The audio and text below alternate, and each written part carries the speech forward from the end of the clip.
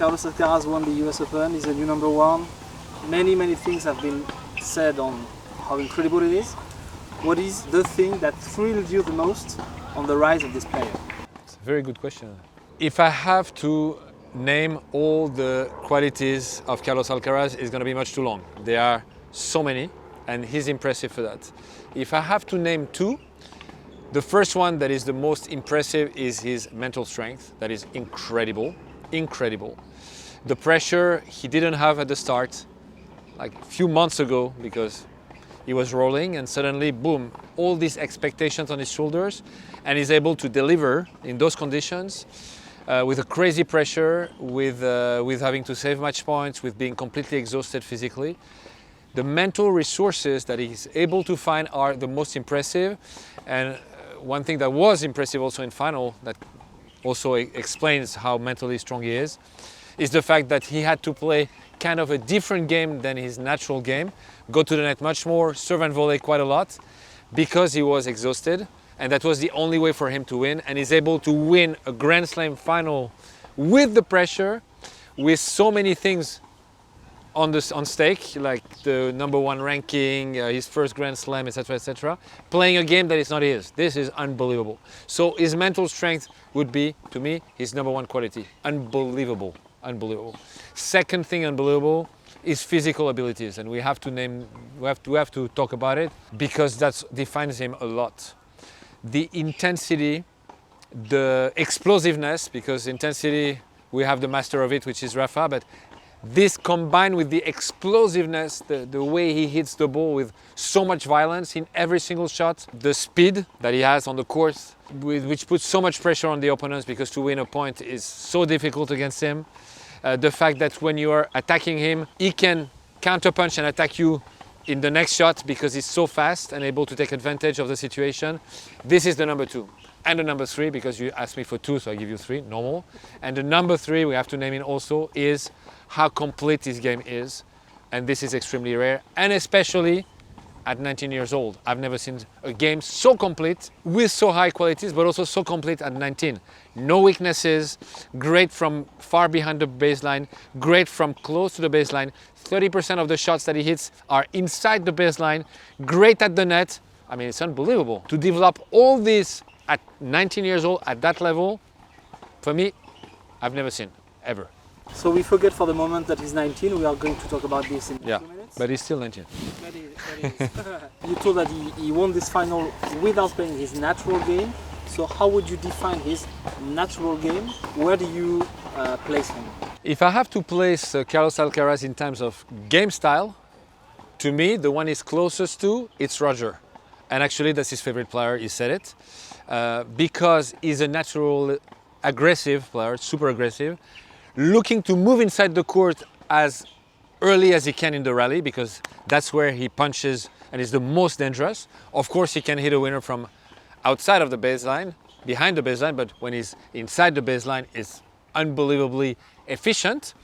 And he comes naturally to the net to finish all the points. So if you look at that, it sounds more like Roger. His ability to also move from behind to inside the baseline so fast, it's a Roger style 100% too.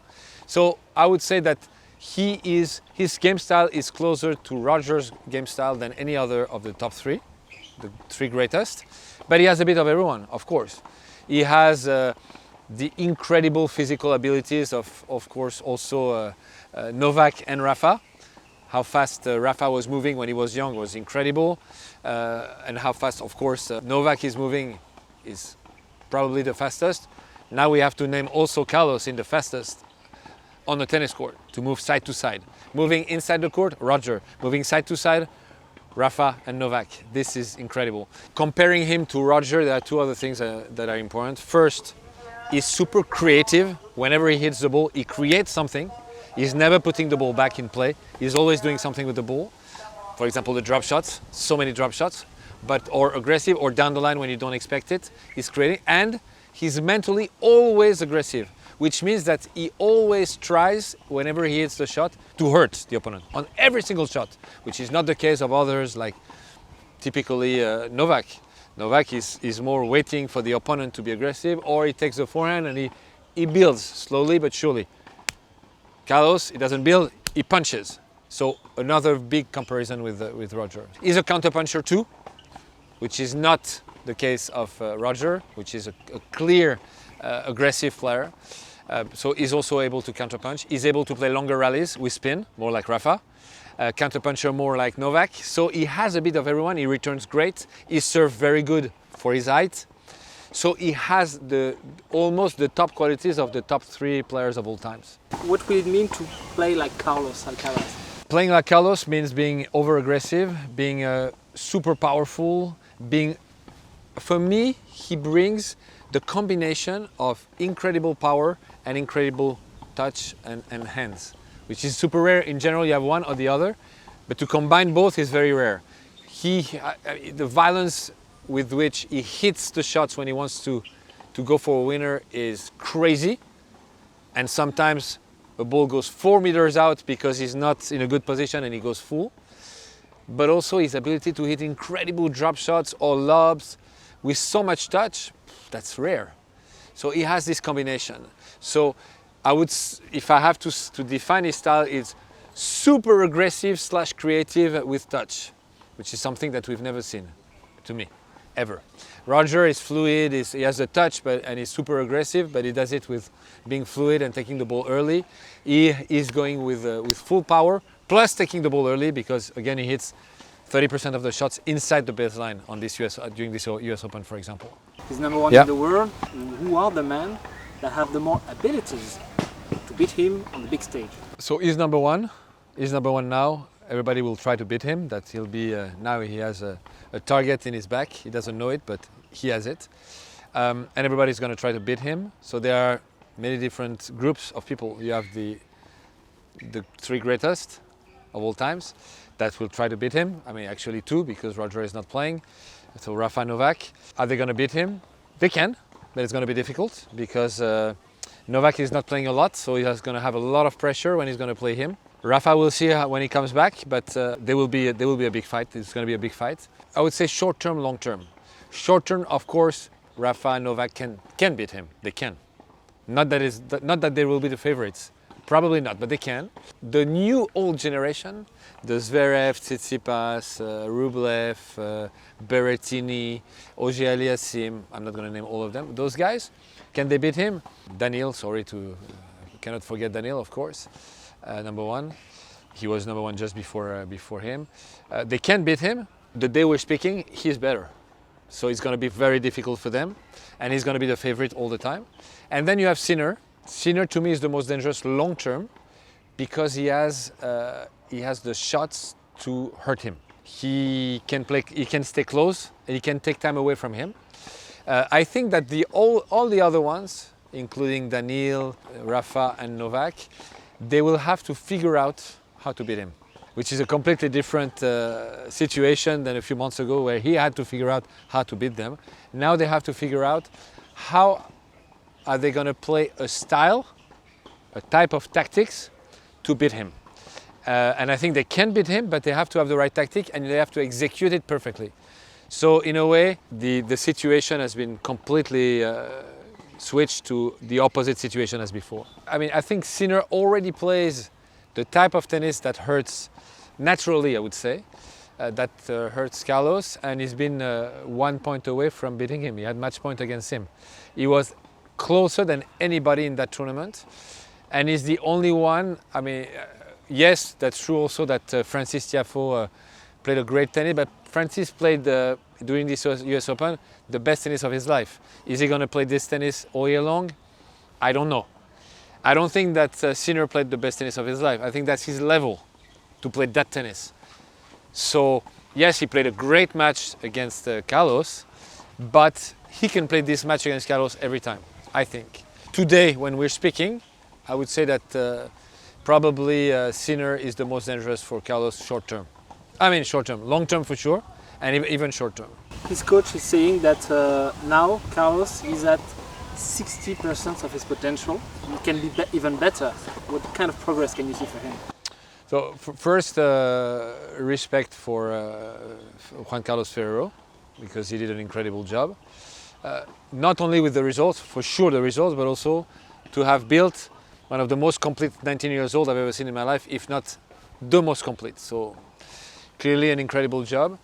I don't want to go against what he's saying because he knows Carlos a million times better than me. I'm just someone watching him from the side, like all of us. I feel like he's more 80% and 60% of his potential. That's my feeling from what I see, because he's so complete. He can probably judge a bit better when to go and not to go and avoid some mistakes because he's doing a lot of unforced errors, but so many winners, and that defines him also because he's so unpredictable and dangerous. So he can erase that completely. I would be very interested to know in which field Juan Carlos sees 40% improvement to go, because I see improvement possible, of course, but I see little things here and there in many different areas, but little things. I don't see anything big. He's so complete, no weakness, incredible drop shots, forehand, unreal, super backhand, super solid, and even great backhand down the line. For his height, I think he's serving really good. Yes, can be better, but serving good. Returning super well. Incredible game at the net, which is rare for someone who's such a hitter from the baseline. But 40% more, again, I don't know him as well as him, so I respect what he's saying, but I would be interested to know where. When you see him play, you feel like he's about to lose. Yesterday, the third set, but he found a solution. And for some reason, it becomes more complicated, and at the end, he wins in 5 sets, but you feel that he could have done it earlier. It's possible that Carlos can improve his focus on the purpose, because sometimes he might lose a little bit the purpose when he plays fast sets. It's possible. Probably he could have won some matches faster, but we have also to take into consideration the stress, the pressure he has, and the physicality. After Sinner's match, I cannot imagine that he's not completely dead physically. And he deals with that too. So the ups and downs, and in final for me it's obvious, after the first set he has really a physical down. He's lacking energy. And that also makes him lose the second. And then what does he think? He thinks, wow, if I accept to play long rallies against this guy, I'm not going to win that match. I have to shorten the rallies. And he changes strategy because he's in trouble, and he finds solutions. I think he more adapts to the situation than drops intention, but that's probably one thing he can improve also, to keep the same intention from the first point of the match to the last one. That's possible.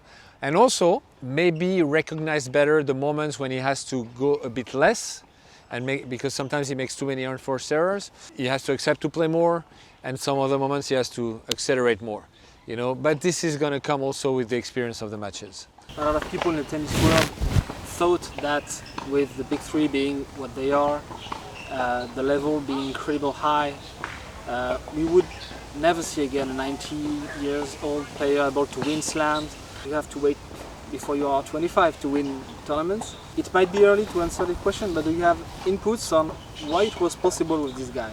I think that Carlos was able to win a Grand Slam at 19 for 2 reasons. The first reason is because the top 3, he didn't have to play one. And I said several times when I was talking about Stefanos how difficult it was to win a Grand Slam, because you had to beat at least 2 out of the 3 greatest of all times. And Daniil, for example, had to beat Novak in the final of the US Open. Carlos didn't play any of the 3. So that's one thing to take into consideration. But that's not the reason. The other reason is because this guy is special, and is really, really special. The 3 greatest always causes problems that are impossible to solve to the other guys. The physicality in 5 sets, the quality of the game that they have to face during 5 sets. Imagine doing that once, but not only once, twice and maybe 3 times in a Grand Slam to win one. That sounds impossible. And if you look at the last 20 years, only 3 guys have done it. 3 in 20 years. I mean, just to say how incredible that is. I mean, out of those 3, oh no, actually 4. 4 did it. Cilic, Del Potro, Murray, and Wawrinka. 4. So 4 did it only in 20 years. Actually, 2 of them did it 3 times, Murray and Wawrinka, but just to say how exceptional it was to win a Grand Slam, how unique. It's always unique, but at that era, the most difficult ever. He didn't have to do that, but I feel, but it's a feeling we will never know, that if he would have played 5 years before, he would still have won. He would still have won because he's exceptional. And he matches all the things that you need to match against the 3 greatest. The mental, he matches the mental of them. He matches it. The physicality, maybe even better, who knows, be able to win like with having such exhausting matches and with those physical abilities, explosiveness, etc. And he matches the game. He has no weakness, and he dares going to the net. He dares doing even what he doesn't feel like doing because he has to do it, and he finds solutions. You know what? Who has all those qualities in today's game? It's completely exceptional. So that's probably why he's been able to do it, where not so many did. He's 19 years old, Yes. so we can expect that maybe he needs time to digest. Do we have to expect something like this will happen at some point, short term or mid term, that Carlos Alcaraz will stop being the Alcaraz is right now just because mentally it's too tough? Maybe so exceptional mentally, so he has so much enthusiasm in what he's doing. He's totally committed, totally passionate, totally into it. It's funny you asked me the question because I was thinking about this morning. I was thinking, I'm sure that Carlos Alcaraz is already now thinking about how to win the Australian Open. It reminded me of Rafa when he won his first Roland Garros, and the day after he was giving an interview about how he was thinking about winning Wimbledon. I think the champions need to digest, but the greatest champions of all times, they don't need to digest. They are, the second after they achieve something, they're already thinking about the next one. And the other thing that we have to take into consideration is that he won at 19. If you look at Dominic Thiem, he waited so many years trying to win his first Grand Slam, and then, I mean, when you wait so long and you try so much for so long, when you achieve it, it's like, you need to digest, because it was such a long run to finally get what you wanted. But when you win that young, boom, it's almost natural. Okay, what's next now? And with the mindset that I think he has, because I don't know him well enough, from what I see, that's how I feel about him. He's already thinking about what's next. Hey guys, if you enjoyed this video and want more tennis tips, first, don't forget to subscribe to my YouTube channel, and then follow me on Instagram at Patrick Muratoglu. See you very soon on a tennis court.